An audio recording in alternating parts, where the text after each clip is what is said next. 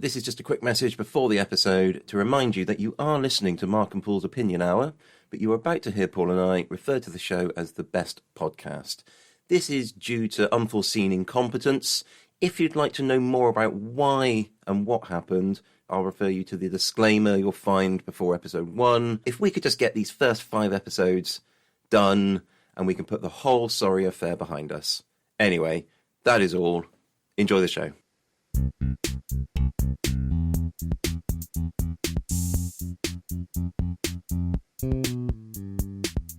Hello, and welcome to the Best Podcast. I'm Mark Barron, and as is his wont, my best pod pal Paul Claydon is sat across from me, passionate and poised to pack a powerfully potent punch, pondering potential primacy in a primitive and pointless package. Each week we have a new theme from which we pick a few subtopics to discuss, deliberate, and sort into some bests. Some are long and rambly, some are quick and punchy, but all are arbitrary and not legally binding. With a couple of other features thrown in, ladies and gentlemen, roll up, pray lend us your ears, nay your hearts, as we enter into the enlightening world of the Best Podcast. This week's theme is music. Now let's get to it. We start, as ever, with the post-mortem of last week's pod. One of the things that I've got to gripe about, I suppose, is that I haven't been able to hear it yet in its entirety, as I haven't got the link to it. So what you're basically saying is that I'm going to be doing the heavy lifting in this segment? Is that essentially what we're saying? Yeah, I think that's fair. I will say, from my point of view, I literally woke up in cold sweats trying to think of jokes, as I couldn't think of one last week, and I've been kicking myself from that in the last pod. Also, one thing I did think, again, was that within the comedy song section, I think it was one of your quickfire bests, I didn't mention Bo Burnham, who is one of my favourite sort of musical comedians, and, you know, sort of it's very up with the kids of me, I think. But apart from that, I haven't really got that much to say, other than maybe arguing with your points or agreeing. I think first and foremost, let me just, elephant in the room. Not that you don't know this, actually. For Go you, on. there's an invisible elephant in the room. But the sound quality, we talked about the sound quality in the last 2 episodes, and I said at the beginning of the last one, oh, and I've made another change, we should be better. Yep. No, you sounded like complete crap in the last episode. Great. I sounded not too bad for some reason, but yeah, yours wasn't great. But Convenient. And I think we've established that was entirely my fault. Okay. I told you before we started recording the last episode to talk really close to the mic. Yes. And I think that was bad advice. Oh, okay. Yeah. Right. So I just can't stress enough that I'm not a sound engineer. I have absolutely no idea what I'm doing. But of the two of us, I've probably got the best idea. Oh, completely and utterly. Which is terrifying. Yeah, no, absolutely terrifying. From a digital audio perspective, yeah, terrifying. So anyway, hopefully, we've done a little test before we started the recording today. So hopefully this is now sounding at least okay. Yes. For the time being, the equipment that we've bought to this point, we are sticking with our equipment, aren't we, for the time being? Yeah, we've decided that we might have to tweak a little bit of our presentation styles and kind of how we do it. But at the moment, rather than invest hefty sums of money in new equipment, I think we're going to carry on trying our best with what we've got. But we've always said that this is a journey, and we're, you know, hopefully you're coming along on that journey with us to kind of get better. And that sort of, we're finding out it's not within the actual content of what we're doing all the time, but it's also within the production, the technology, and the actual sort of technique of how to speak into microphones, I suppose. And just think how gratifying it's going to be that somebody that came to us from the first episode and they've stuck with us religiously and they hate terrible audio on their podcast, when we do at some point perhaps invest in new mics, they are and suddenly the sound quality is professional. Yep. What a gratifying moment that's going to be for people. And you would miss that moment if you hadn't put in the hard hours and the hard work, the grueling first 10 episodes or whatever it will be. Yeah. If last week you switched it on and 10 minutes in were like, fuck this, I can't listen to this, then you're not going to get that experience when we inevitably invest in better equipment. It's going to be podcast magic when that happens, and I, for one, can't wait. Anyway, so that was that. A couple of fact checks, and actually both positive. There were two contentious facts in the last episode that we said we might need to check. One was whether Chew Magna is in or near the Mendip Hills. Yep. It is. Oh, nice. It's near the Mendips. I think but that was the hill range we were thinking of. So we both got that right, I think. Boom. We also talked about Porridge, and you had a crack at who wrote Porridge. Yes. And you were spot on. Clement and Lefrene, you said. Yes, I thought so. Dick Clement and Ian Lefrene. Yeah. One of my favourite names I've heard all week. Which one? Well, Ian Lefrene. It's kind of like quite a traditional English sort of name, followed by quite a French-sounding name. Yeah. I thought that was a nice mix. But yeah, good for you. You got that bang on. Boom. Well, I think that we've both covered ourselves in glory there. So, just to redress that very quickly, I've got a correction to make. I very blithely said in an earlier episode that, I don't use the word season when I'm talking about a bit of TV or whatever. Yep. I use series because I'm English. Because you're English, yeah. Except for the multiple times I've used the word season. So I just wanted to correct that. Apparently I was lying. Right. I use both. I think everybody knows what you're talking about when you say it, so it's fine. I think I use both, and I change depending on whether I'm talking about British or American TV. Well, that's even better. Surely that's you're just being precise. Anyway, I just wanted to say it's something I noticed that I you, man. Made this big statement in the past, and then it just turned out to be just demonstrably untrue. And what I think is that people like me will be. He said in an earlier episode, he doesn't say that. He's just said it 3 times in the last half hour. Who is this joker? So I just want you to know, I understand that I was wrong. Put my hands up. I say both, and that will be it from now on. I think if we've learned anything over the past couple of podcasts is that the podcast format isn't really the place for grand sweeping statements. Yeah, it's so true, isn't it? Anything that, is going to be recorded into history for posterity. Yeah, you want to be really careful about what you say, don't you? Because of course, when you're just down the pub, you can say any old crap to anybody, and unless somebody actually remembers it, no one's going to care about that. But on a podcast, you need to care about whether what you're saying is correct, whether it's consistent, whether it's offensive or not to other people. I think consistency is the key. Like you said, you can say different stuff all you like down the pub. And one other thing that occurred to me on sort of listening back to previous episodes is that we did discuss in an earlier episode that we must be cautious not to conflate the best something with our favourite something. Yep. In fact, you said it, and I told you that you were wise to have said it. Yes. I think subsequently, though, what we've pretty much done exclusively is just talked about our favourite things without really getting into the nitty-gritty of whether it's the best thing or not. So again, I'd like to go back to what I said about consistency. Yes. So I think we're going to address that and just say, we are looking at bests, but often what we think is best is also going to be what is our favourite thing. Yeah, I think that we've generally spent less time analysing the scientific rigour behind best in the past couple of pods, and just decided that it's just what we think is our favourite thing, which by very definition, in a way, is what we think is the best. I think moving forward, it could be one or the other, but I think that for our purposes, moving forward, best and favourite are just going to be synonymous. Yep. Can we all just agree on that? Yes, when you say we all, you mean you and I. You and I, yeah. Will you agree with me on that one thing? Yes. Yeah, terrific. Okay. Excellent. Well, that was it for me in terms of analysis of the previous pods. So I think with that, we're going to ding the bell and we're going to get on with this episode. Music.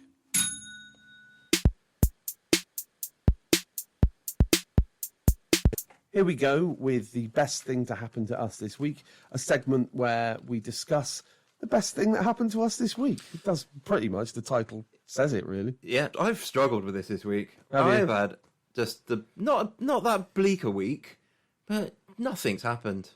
Really? Nothing particularly bad or good has happened at work. It just has been.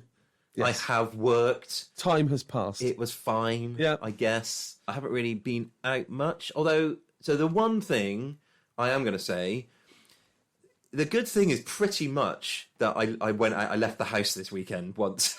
Oh, good for you, man. But it was actually potentially would have been really cool. So some friends of ours, Ben and Zia of Fondue fame from a previous episode. Yes. Paul's cousin, Phil, good friend of mine, and obviously family member Relative of Paul's. of mine. And some other people, Steve was there, and Ben's brother, John, were there as well. So they were having this big music-making thing. Steve and Phil in particular, has recently become a little bit... What's the word I should say? Obsessed, but he's basically buying a lot of synthesizers. Oh, we all go through that phase. We'll go through that phase, right? But so he's got all this gear. He's a real technical guy. He knows a lot about computers, and he's bought all these synths because he loves the gear and he loves hooking them all up together. And they've been spending a lot of time on that. So they basically brought all their synths to Ben and Zia's house. They collected them all up, and there was like MIDI pads and keyboards and synthesizers and all sorts of crazy stuff. Wow. And Ben's like, whose house it was, is like he's got loads of DJ equipment, so it was all sort of hooked up through his laptop and his DJ equipment and stuff.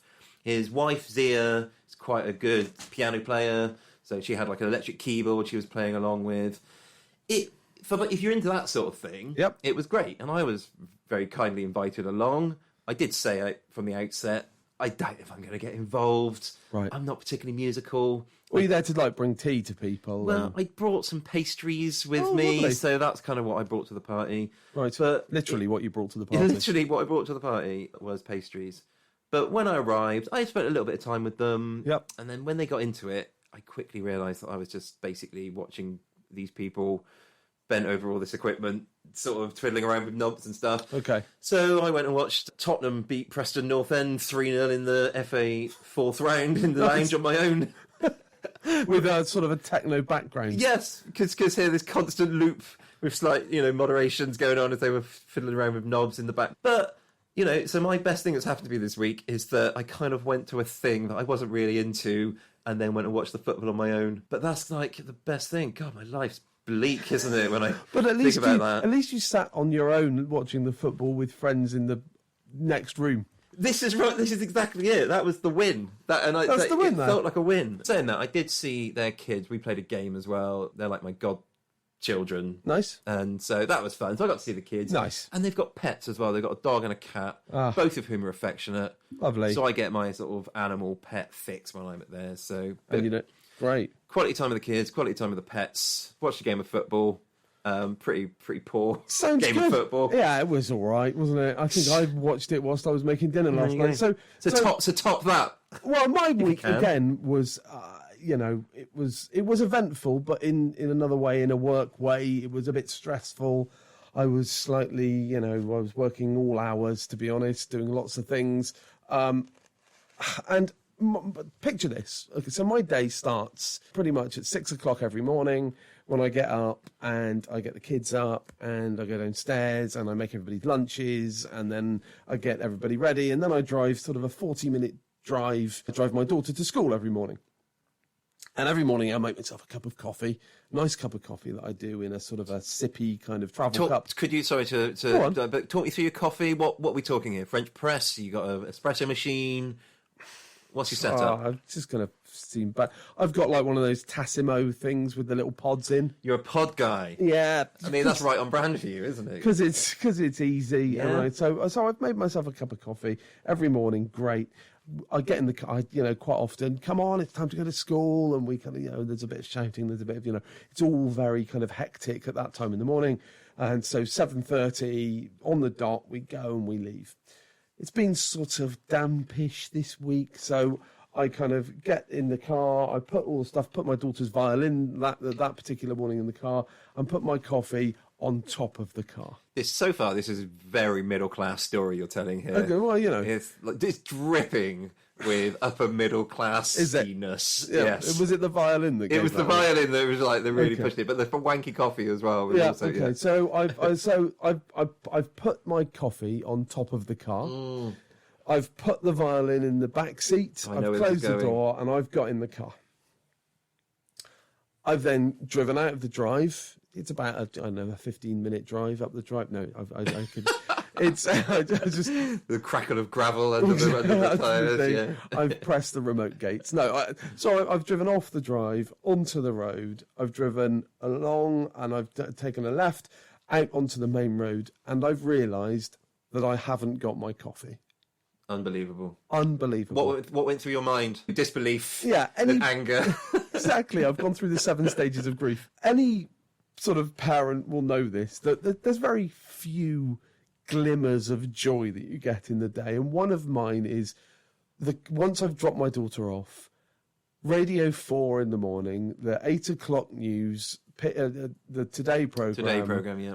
And driving back to get to the office, just a bit of solitude, just me, the radio, and my coffee, which is just at the right temperature by then. Could I just quickly interject there and just Of say course. that you're not the first parent to describe to me that the best part of their day is driving on their own, because they just have their own space. I mean, it's a damning indictment on parenting, frankly. It is. Yeah. I mean, I'm all over the rest of the time with the parenting. I'm fine. So I've realised I haven't got my coffee. So I have found the nearest place to pull over, thinking that I'm going to turn round and go and get my coffee. I've then thought, I put it on top of the car. I've got out of the car, the coffee still on top of the car. Unbelievable. I mean, is it like a rubber bottom, like Nope. a non-slip bottom or anything? No, it's a glass-bottomed sort of sippy cup. Presumably then you've got cup holders in the roof of your car? I don't. And it was a unbelievable. particularly slippery morning. It was serendipity. The universe knew I needed that cup of coffee. Have you informed the Vatican? Because they might need to come and investigate this. This has got miraculous written all over it. Honestly. So, with a spring in my step and a smile on my face, I took the coffee, put it inside the car in the cup holder, closed the door, went on my merry way. And that was the best thing that happened to me this week. So, I mean, that's great. I mean, I would have also been made up about that. That would have excited me no end. But I think what my main takeaway is that we need more things in our lives, mate, don't we? You and I. I think that's true. I mean, this podcast is kind of a bit of a desperate attempt to try and bring a bit more, some new element to life, isn't it? But I think it's a little bit meta if we say the best thing about our week was last time we did the podcast. Yes. Which it often is, but I think we've burnt that bridge now. I can't go back. Do it anymore. No. Every week, what's yours? No, you're scrabbling to say yours first. Yeah. Mine was podcast last week. You fucker! So was Shit, I mine. can't say it now. But yeah, so I went to a party that I then didn't, really get involved in. Exactly. You didn't lose your coffee. Yeah. And that we're just gonna have to take that as the best thing that happened to us this week. And hey, maybe next week we'll bring something more exciting. Who knows? Yeah. Please, anybody, help us. Yeah, if anyone's got anything that we could do that's more exciting than what we've just described, How then could they get in touch? they can email the podcast, thebestpodcastpod@gmail.com. Oh, please. Anyway, well, I think with that we should just crack on because that's making me too depressed.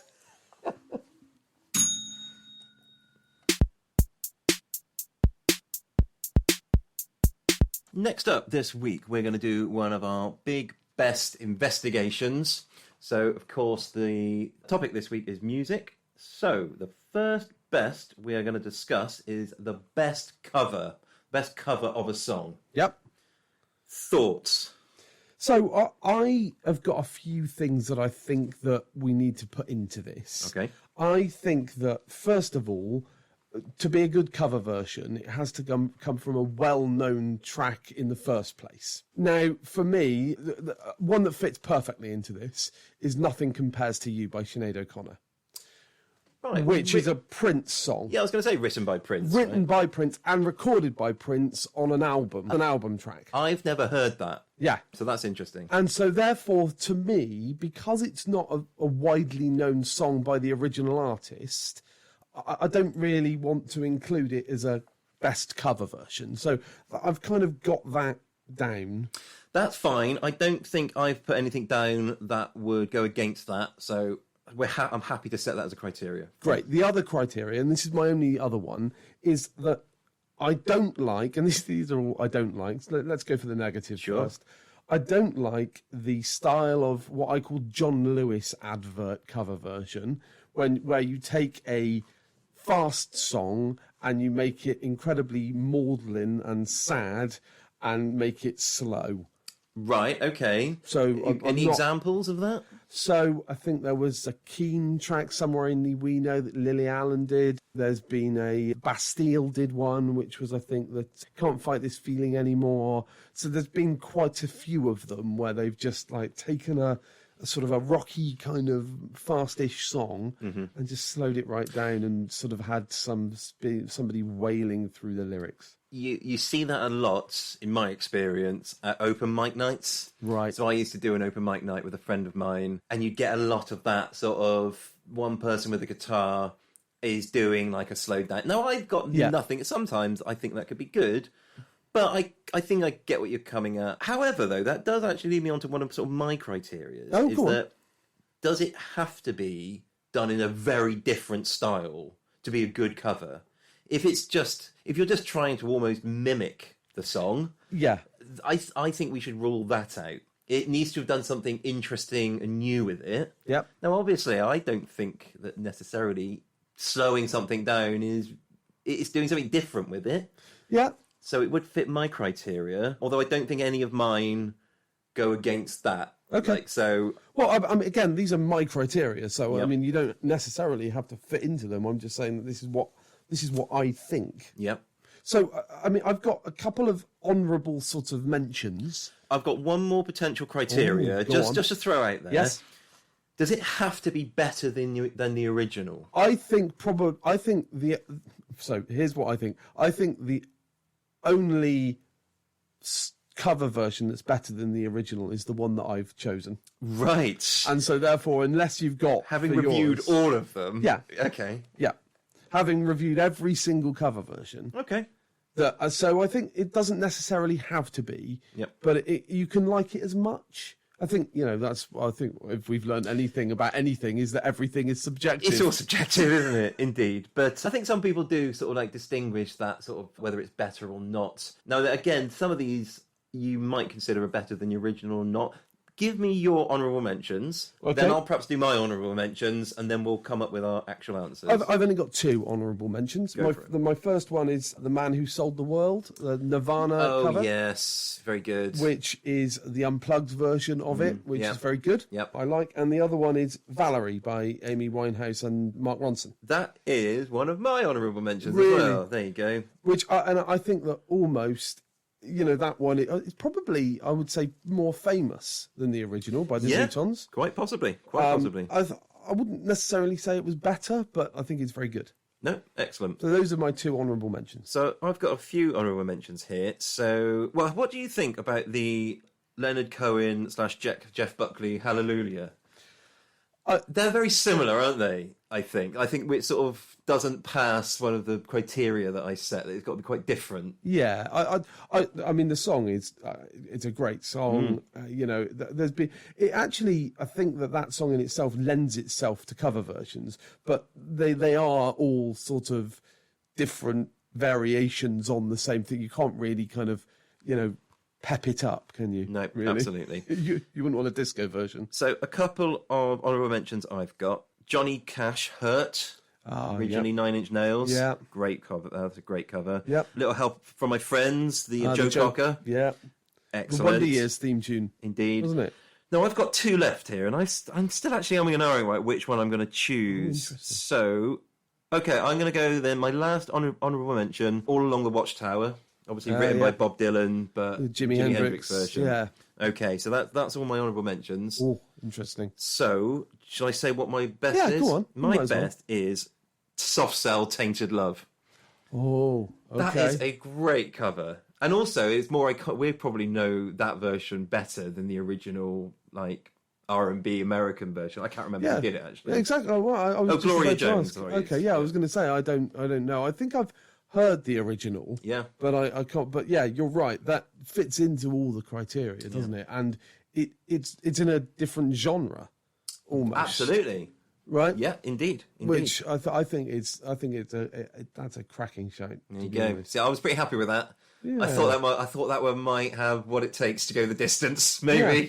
But let's see, what have you got? Well, mine is We Can Work It Out, the Stevie Wonder version, Oh, okay. which for me, Originally Beatles? originally Right. the Beatles, obviously, Lennon and McCartney, two of the best songwriters ever. Stevie Wonder, one of the best sort of performers. It's got, I think, one of the best ever harmonica solos in the middle of it.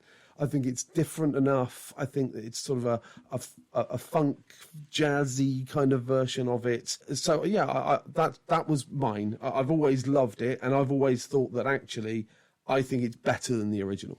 Yeah, no, I don't know if I disagree with it. I can't quite imagine it in my brain right now. Yeah. I know I've heard it, but yeah, it's hard to comment. But I mean, I love Stevie Wonder. Yeah, I saw him at Glastonbury when he did the Sunday on the Glastonbury. awesome. And you know, like how often you can see these aging performers and their heyday is gone.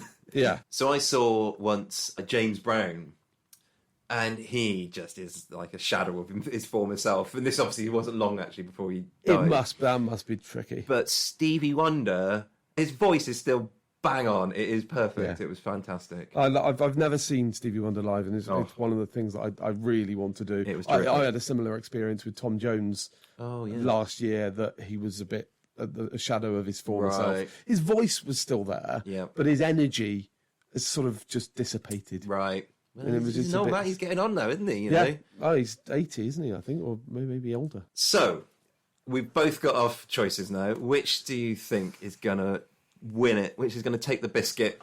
Which is going to lift the trophy? It's interesting because they're both really different songs in their own rights, and I don't like necessarily saying about music what's better and what isn't, because they're both really good songs. But in saying that, I think Stevie Wonder is the best. Well, I think that Tainted Love is the best. So, I mean, this is the first time this has ever happened, isn't it? But Yeah. I strongly think that my answer is the better answer of the two. No, I mean, I'm sure you do, but you're wrong. So, what are we going to do here then? Is this a draw? Do we toss a coin? We haven't got a protocol for this. I don't know. I mean, tossing a coin or paper, scissors, stones is not ripe podcast material, really, is it? Well, we could do scissor, paper, stone. Or, what do you call it now? Scissor, rock, paper, scissors. Rock, paper, scissors. Yeah, well, would the same. probably be what. Scissor, paper. I said the same. I said the right things, just in the Just- wrong order. Exactly. You said different things. It's okay. Yeah. Okay. Here's the thing.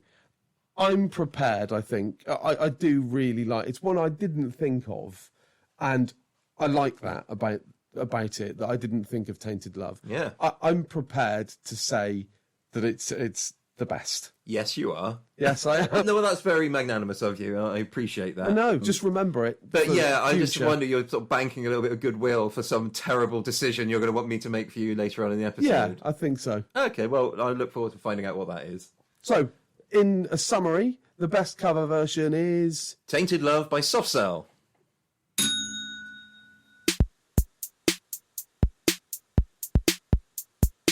Up next, we're going to do one of our quick fire bests. So I'm going to do my quick fire best to Paul. This is going to be 5 subcategories around our main topic of music that Paul hasn't heard these before. So this is going to be right off the top of his head, and he's going to tell us the answers to these questions. I'm like a coiled spring. So again, just to reiterate, best, favourite, synonymous for our purposes. Okay. Great. Here we go. Number 1. What's the best pop song?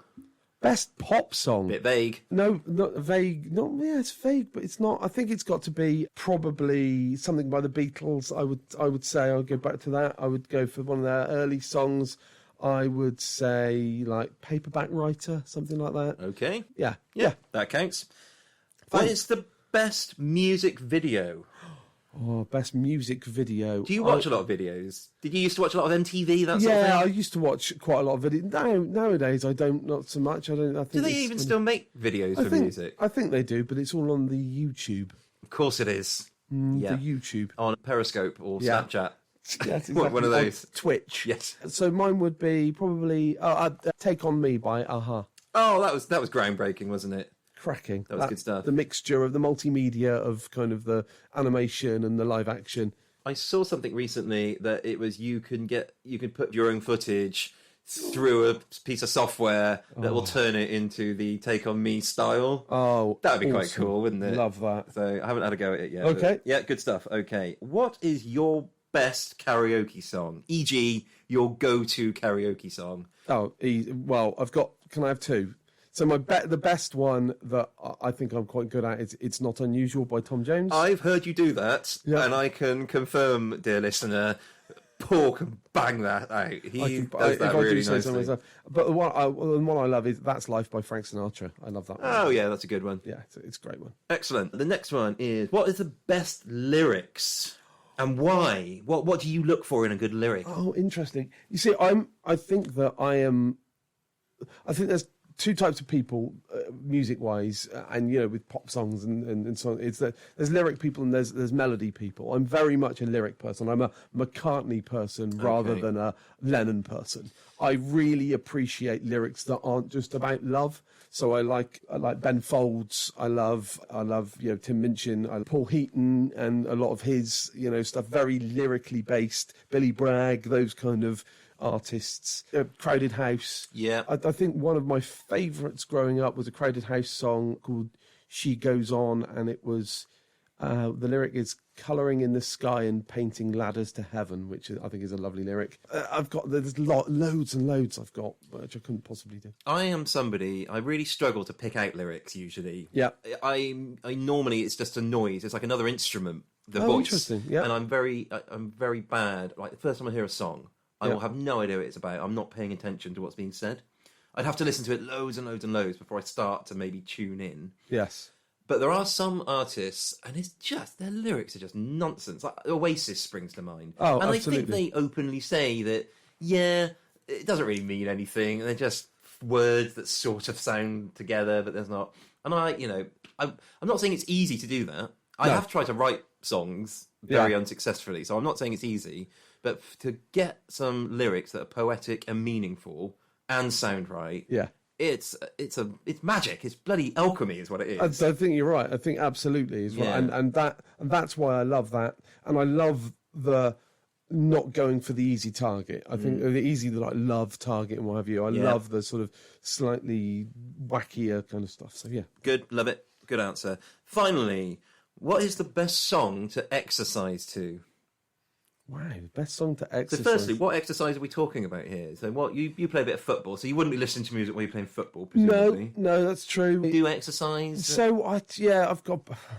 This is going on the sad kind of scale again, and I've got bad ankles, Mark. Have you? Bad I didn't know that about you. I've played. But you wear it well. You've obviously bravely soldier on. I've played five-a-side football on hard indoor courts for 25 years now, and it absolutely shagged my ankles. That's a shame. Yeah, and because they're beautiful as well. They are slender, shapely. So I walk quite a bit. I'll just walk around. One of my favourite things to sort of power walk to is this is maybe a cliche, is the Rocky theme by Bill Conti. Right, yeah. Dun, dun, dun, dun, dun, Yeah. dun, dun, that one. Yeah, Exactly that. Excellent. Yeah, I think so. I'd say that. The reason I asked that is that it it reminded me of when I was a kid playing swing ball. We had a swing ball set, my brother and I. Nice. We were of age that 2 years apart, so we were quite competitive when we got to certain ages. So we'd play swing ball against each other, and we played tennis as well with both of us, so we were sort of not too bad. Yeah. When I was losing at swing ball,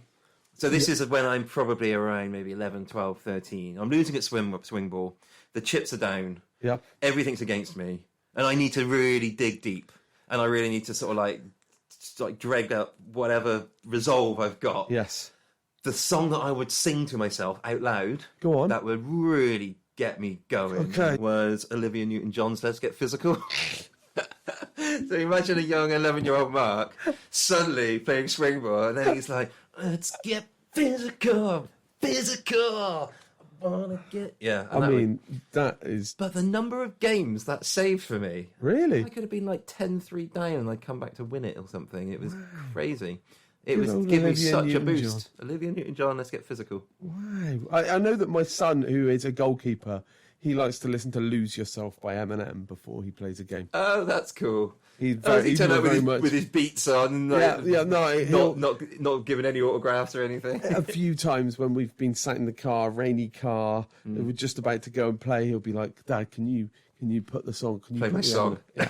And so we put that on, and he sits there and kind of winds himself up, and then let's go, and then off we go. Amazing. Yeah, good answers. Excellent. So I think that probably covers it then for my quick fires from me to you. Good ones.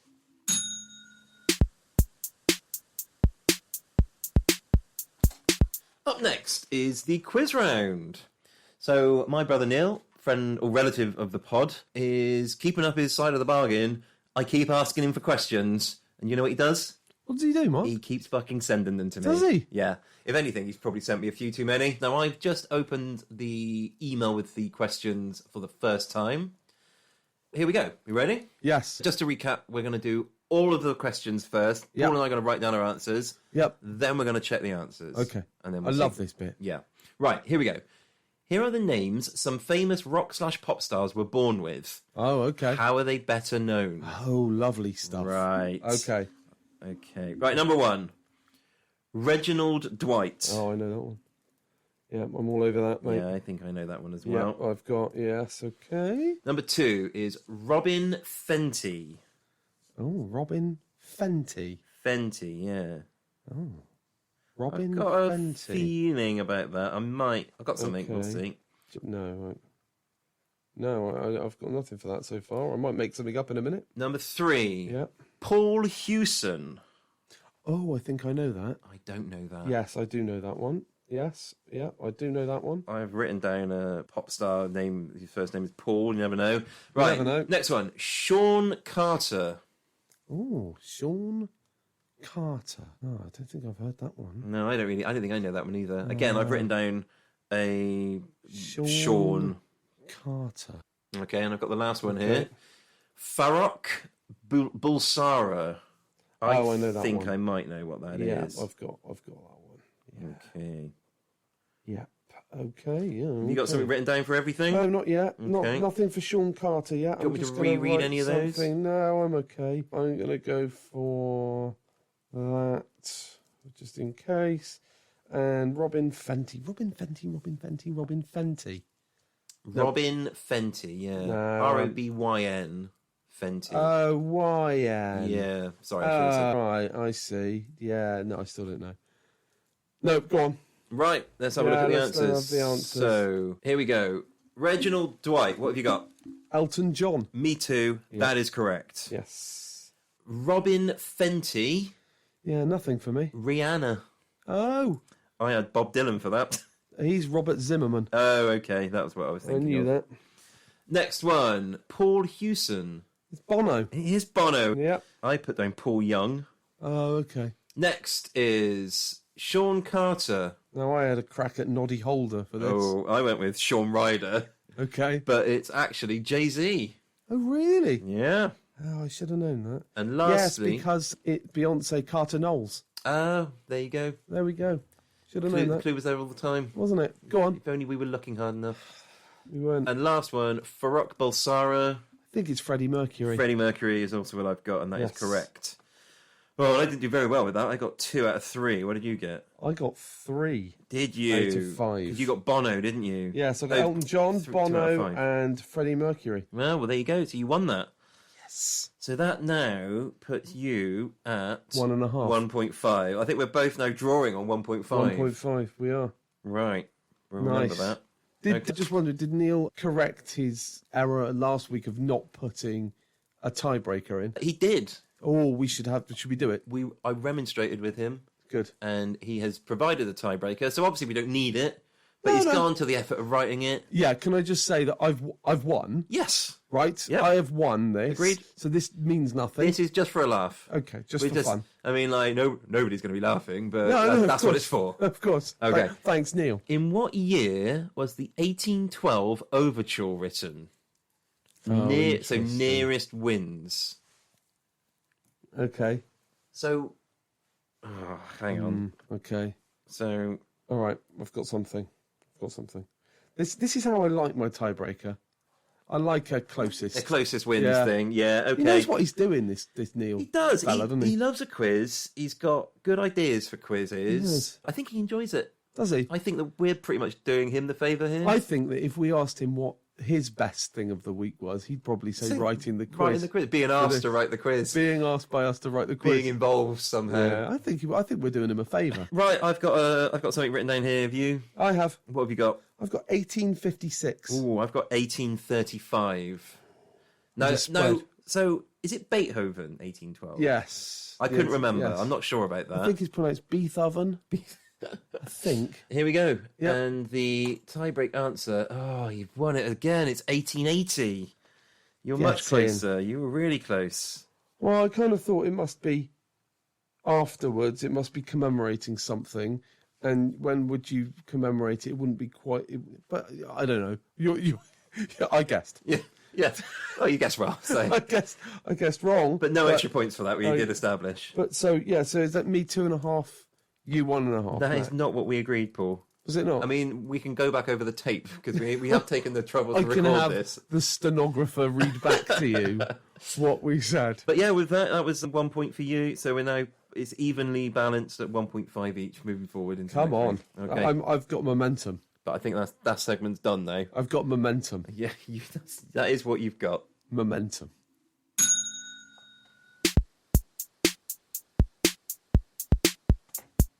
Time now for Paul's quickfire bests. We on the subject, subject of music this week. I was going to say subgenre, but there's not a subgenre in the quickfire bests. Well, there's 5 subgenres. Yeah, I suppose you're essentially. right. Yeah, so these are quickfire bests from me to Mark. Mark's never seen them, doesn't know anything about them, and so let's get on with them. 5.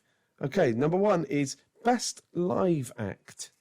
Now, best live act. That's a good question. It's a perfectly legitimate question. Thanks. It's slap bang in right in what would be a good topic for this. Yes. So you might notice I'm stalling a bit here because I'm trying to think of a good answer. Keep going. The problem is though, whilst I'm saying all these things, I can't concentrate on what I'm meant to be saying. So let me have a little think about it. Okay. So I don't go to watch that much live music. What I do, well, You are a festival goer, yeah. though, right? So that is where I've seen most of my live music at festivals. So I'm going to probably pick something that I've seen at a festival. Oh, okay. Actually, the thing that I enjoyed the most, I know that's not necessarily the right thing. Actually, I've got 2 things. Both I've seen. Yes. Blur at Glastonbury. Nice. It was amazing. I mean, I love Blur. Yeah. And it was a pretty good show, but that was very good. And I've just remembered I saw Michael Jackson do his Bad tour. Oh, nice. Now, obviously, Michael Jackson is a hugely problematic figure these days.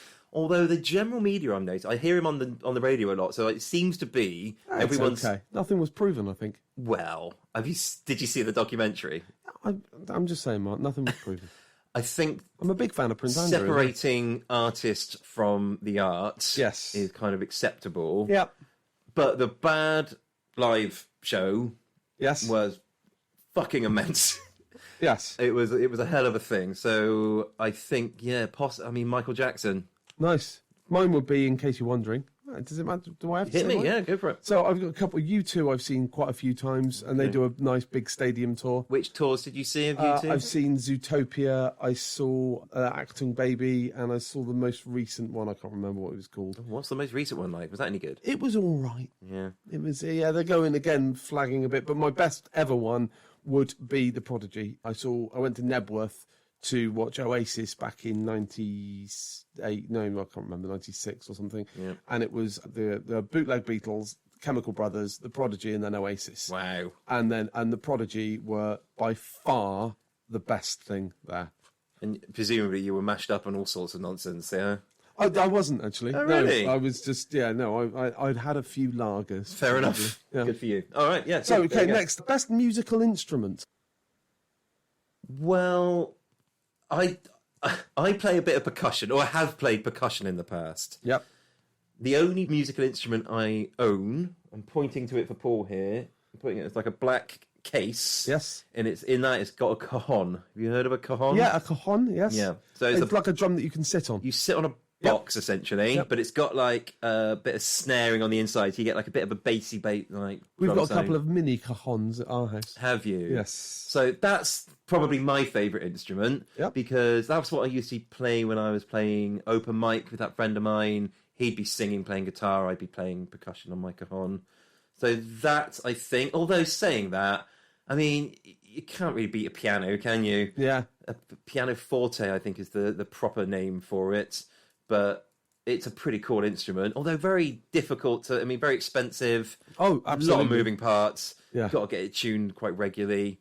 So It's a bit no of a ball cajon, ache. is it? No, but if you were kind of really good at music, I think that having a piano is probably the thing you could perhaps be a bit most expressive on. If you were like trying to develop a new song or something, I think Yep. you wouldn't want to do that with a tuba, for example, No. but on a piano. So for me, cajon, generally piano. Okay, next. Best intro to a song. No, best intro to a song. That's a good one. Oh, I love Sabotage by the Beastie Boys. Oh, okay. Yeah. you know it? Yeah. Yeah, Yeah. Good. that's a great intro.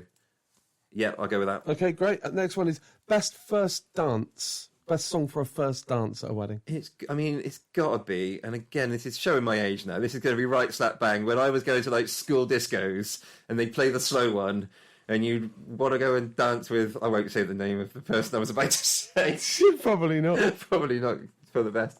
But there was a certain young lady who I was sort of had feelings for back then. It's got to be Your Lady in Red by Krista Berg. It's got to Oh, be. I love that. Yeah. Just all This kinds is- of retro. That is just, and that starts playing, and then suddenly, you suddenly everyone's scouting for a partner. Yeah. You need, and somebody you want to go for the little slow dance for. Are you going to be in clinch embrace, or are you going to be sort of like at arm's length? Certainly arm's length. You want locked elbows at all times. Yeah. Okay. And the last one is, and this might take a bit of thinking, best artist born post 1995.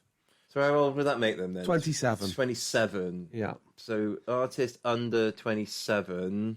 I mean, I really don't keep up with modern music, so I'm going to struggle with this. And that right now, today, they are under 20. Oh yeah, so it was the nature of the question was they were born after 95. Yeah, well, you can't say like Mick Jagger.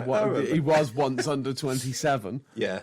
That doesn't make any sense. That was like watertight the way you framed that. Thanks. I've got no wiggle room on that whatsoever. There's nothing you can do. Very there. good, very good. Oh god, I'm really struggling. So This may be a bit easier for me having children teenagers in the house who kind of listen to. So all the names I'm thinking of, I just don't know any of the music. So Harry Styles, I couldn't name a single song of his. I'm not even sure. I think he might be older than that Oh now. god, probably. I genuinely don't know any. Okay. I must be able to think of at least one, but nothing is. So there was mind. a few that was suggested when I asked this question yesterday. Billie Eilish, who is very cool. Sigrid, who is sort of a Scandinavian of some ilk. She's very good, and other people. I mean, that Cliff Richard's a nice young man, isn't he? He is. He was once 27. Yeah, Cliff Richard when he was under 27. Wow. That's who I'm going for. I'll let you have it then. There we go. Sorry, that is potentially the biggest failure to date in the best podcast. Wow. You've broken me. You've There we broken me go. for best. So that's my quickfire bests to mark. Well, it went out with a bit of a Fizzle. fizzle, didn't it? But fizzle. there it is, all the same.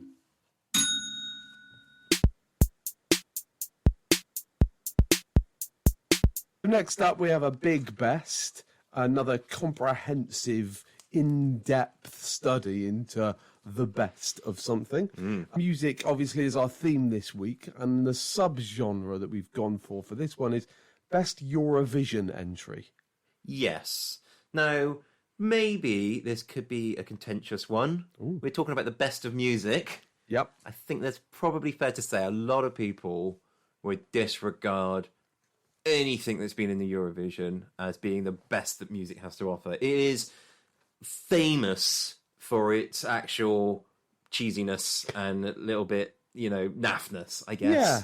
And I suppose, but more recently, I think it's been more famous, well, sort of slightly more famous for sort of diverse acts. There's been lots of sort of hard kind of, what was the guys with the funny, Lord? Lordy, I think it was, Lordy, yeah. they were called, They yeah. were Finnish, I think, or... Were they? Yeah. If you say so. I believe so. I believe they were Finnish. Yeah, but, there's been some strange and, Conchita Wurst, I think. So, firstly, let's just start. Yeah, do you sorry, watch go on. Eurovision? No. No, me either. Not really. I mean, if I have done. I did actually watch a bit of it last year. Okay. Only because I would happen to be at someone's house, Who were what? and it's a bit of a thing for them, Right. But there's probably I was looking on some lists online for best Eurovision, and an awful lot of it I've never heard of. Yeah. And I couldn't be bothered to listen to it. Yes. But there's a few classics from like a long time ago, perhaps from my childhood. We would have watched it a bit more when I was a kid, maybe. But anything that so there may have been some great songs in the last, say, 15 years that I just, even if they won it, I just wouldn't have ever heard it.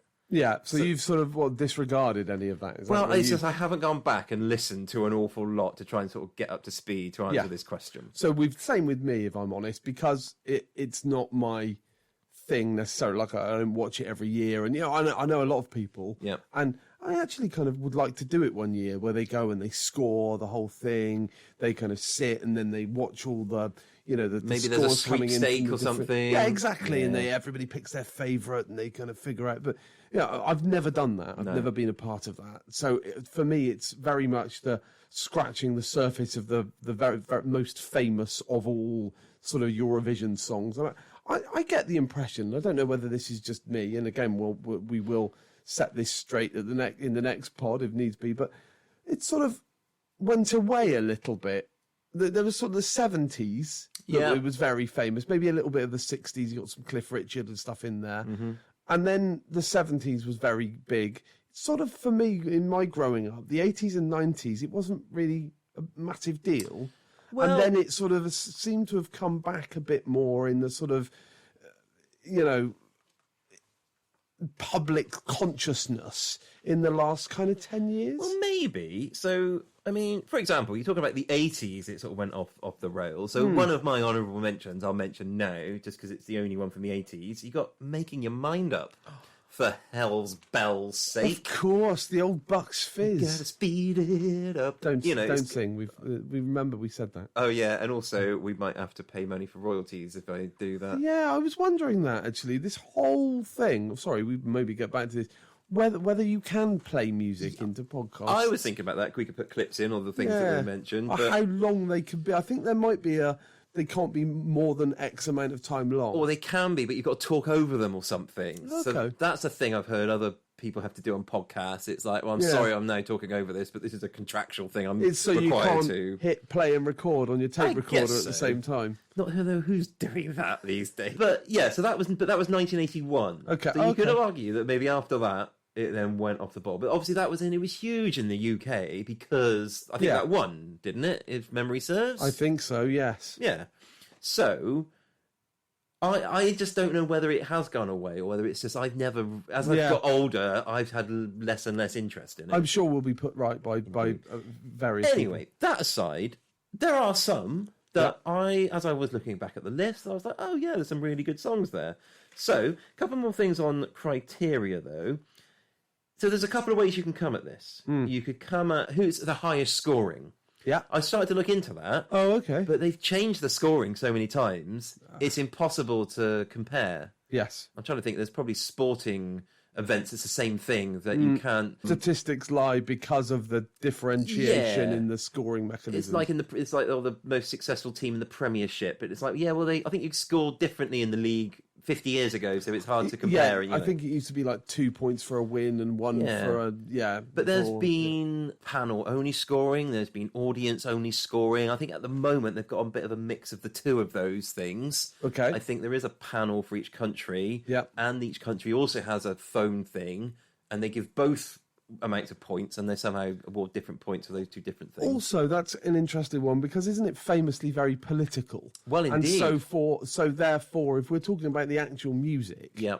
For me, it just so happens the one I've chosen was a winner, but it doesn't have to have won. Well, that's actually my very next point. So does it have to have won? I've written down, and my answer is no, because my answer didn't win it. I think it should have won.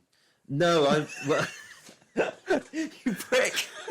You just No, let me absolutely. explain that whole Yeah, thing. no, absolutely. You've fallen right into my trap. Well, I mean, if that's a deal breaker for you, then there's no way you're going to agree no, with mine. I don't necessarily think that's. I don't think. But it's wait the till I case. tell you what my song is, man. You're gonna. I bet you haven't even got it written down. I bet I haven't. We'll see. Maybe it did actually come quite high in the list if you happen to Google it or something. Okay, But- no, I didn't Google any of it because Right. actually, as soon as we decided on this subcategory, I knew exactly what my answer was Oh, really? straight away.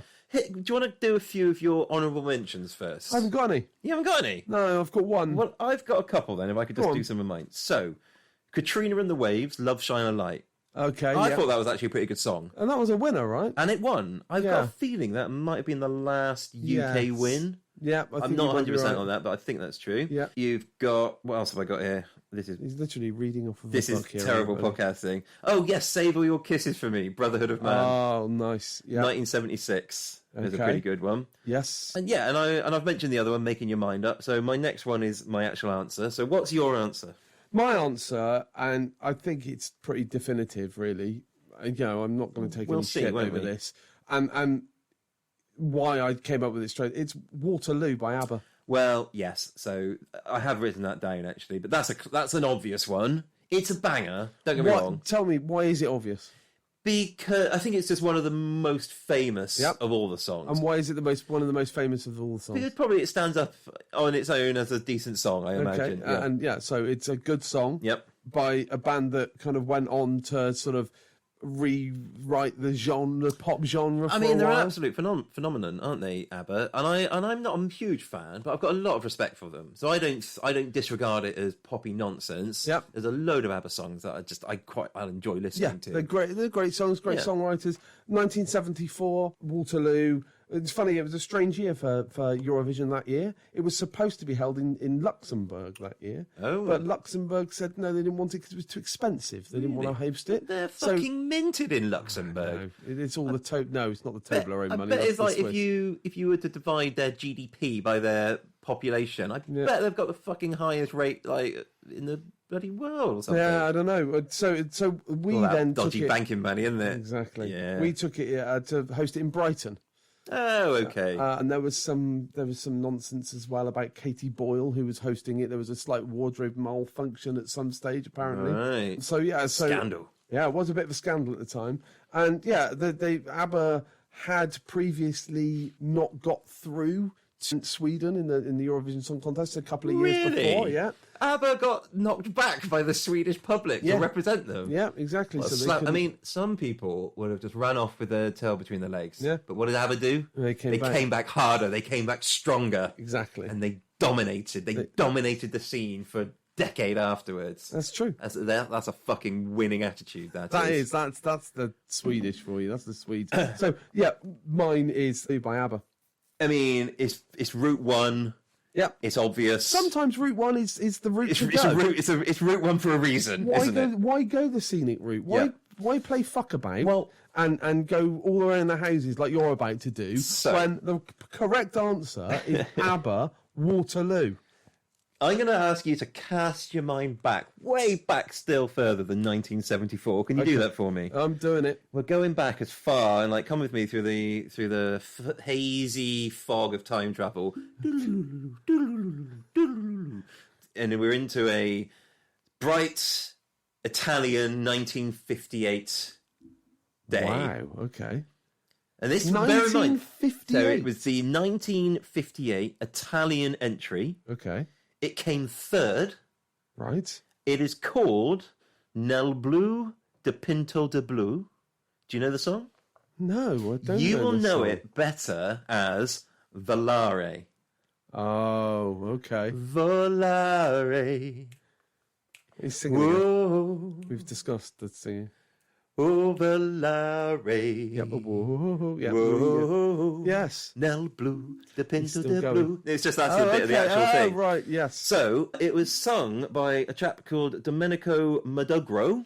I'm yes. definitely pronouncing that wrong. Yes. Lovely. And I've done a little. So I actually tried to sort of figure out what it means. So I've got like, and I looked on Wikipedia, and it must be one of these things that's really hard to translate exactly. Right. So essentially, it's called In the Blue Painted Sky, Blue, I believe. Right. The guy who wrote it, this is the story in Wikipedia, he drank some wine, too much wine. He Yes. fell asleep. He had really sort of vivid dreams. He woke up and he saw two paintings in the room he woke up in. They're like reprints of somebody. And in one of the paintings, the character on it, half of his face was blue.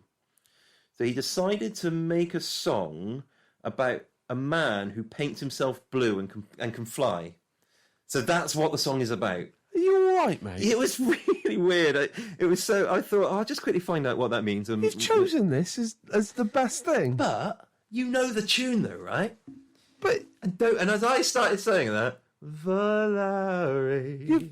but Well, you want to sing along, don't you? you've chosen this as the best of something. Yes. That thing that you've just spent 5 minutes, like, intricately describing somebody's fever dream that then went on to become a song that you can't quite translate. Yeah. I mean, That's your thing. That's your thing. the You still- do you lyrics wanna, I'll are tell you what. batshit. Let's be fair. If you want to, do you want to take a couple of minutes?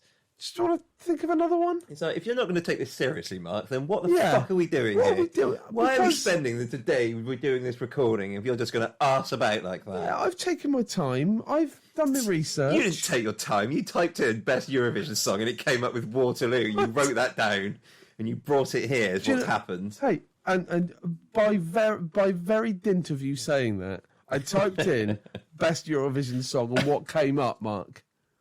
Waterloo by ABBA. Yes. Well, I'll tell you what didn't come up. Did it not? Dinky, Valare. dinky blue dink. What was it Nel called? Blue de Pinto de Sorry, Blue. Nel Blue de Pinto de Blue. Yeah. Didn't come up. Well, Because I guarantee you, I could go out onto the street tomorrow and ask 100 people to name me a Eurovision song, and I guarantee you none of those people would name. But if you went up to 100 people in the street and went, Valare. Oh. Whoa, I bet 100 of them would come back to you going, Valare, whoa, whoa, and But- would know the song and would finish it for you. It's a great tune. It's a banger. It's timeless is what it is. But it's absolutely not associated with Eurovision in any way, shape, It's or form. out of the box, Paul. How many times? It's like, it's all very well getting your nice little Waterloo wrapped up with a bow. There it is. I've got this bloody beast of an animal that I'm wrestling to the argument here. I'm bringing it and I've wrestled it to the floor and I've presented it to you. Yeah. And I think that is a better specimen, is what I'm basically presenting to you. I think you're trying too hard on this one. You think I've overthought this? I think you've absolutely overthought I've this. overcomplicated it. You know, even I would have taken your Bucks Fizzes. I would have taken your Katrina in the Waves. Katrina in the Waves. I would have taken some Daniel O'Donnell. He's probably done a Eurovision for Ireland. I don't even know who that is. Somewhere along Oh, they the did line. loads in a row, didn't they? Hosted like three Yeah, in a row. well, there's the River Dance thing, wasn't it? That That's they right. did and all that sort of stuff. But yeah, I would have taken any of those things. But All right. what you just did there, Mark, was tantamount to sabotage. People listen to this. I think, well, not yet, they don't. Uh, But, all right, I think I see where this is going. mental. So, those are the two. Those are the two that we've got fuck to are you choose doing? from. So, you obviously think that Waterloo's better than Well, mine. because so I it haven't been able is. to persuade you. No. I'm not even, earlier on, whether the edit puts this up, I very much conceded a category to Mark. I am not calling in any of that for this. Oh, that's still in your back pocket, That's is still it? in my back pocket because this is so much more the right answer that I don't even need to. I have to admit, this has made you a little bit angrier than I'm I was not anticipating it. I'm not calling in anything. I just think that something's gone on, mate. I mean, as discussed before, What's going you on, need Mark? to get out. Yeah. What's going on? You're all right. What's happening? Literally. Fine. Right, listen, I thought I'd try something. I thought I came up with a good idea. It was a good song. I thought I'd try something. Fine, it's backfired. It's not worked. We'll go with Waterloo. That can be the best thing. Absolute nonsense, Mark. Shall I ding the bell? Ding the bell. All right, so Waterloo is the best Eurovision song. Absolutely. Fuck's sake.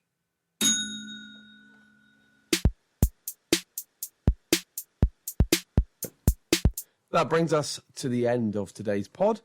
All that's left to be said is thanks for listening. I'm going to go away and, spend the rest of the week working and, trying to get up some more interesting stories for the best of next week. Mark's going to spend the week having a long, hard look at himself after one of those bests in particular. If you want to get in touch with us, please do. You can get in touch with us by going to... you can email thebestpodcastpod@gmail.com. Please, we would really like anybody to get in touch. You can suggest topics, subgenres, anything for us. Give us a bit of feedback. We're trying to make the pod better. Any feedback that you've got is gratefully received. Oh, yeah. I mean, if there's any professional podcast producers out there that want to come and sort of take the reins of this for us, we are open to offers, aren't we? More than open to that. But, with that said, all that's left is to say thanks for listening and join us again next time for the next pod.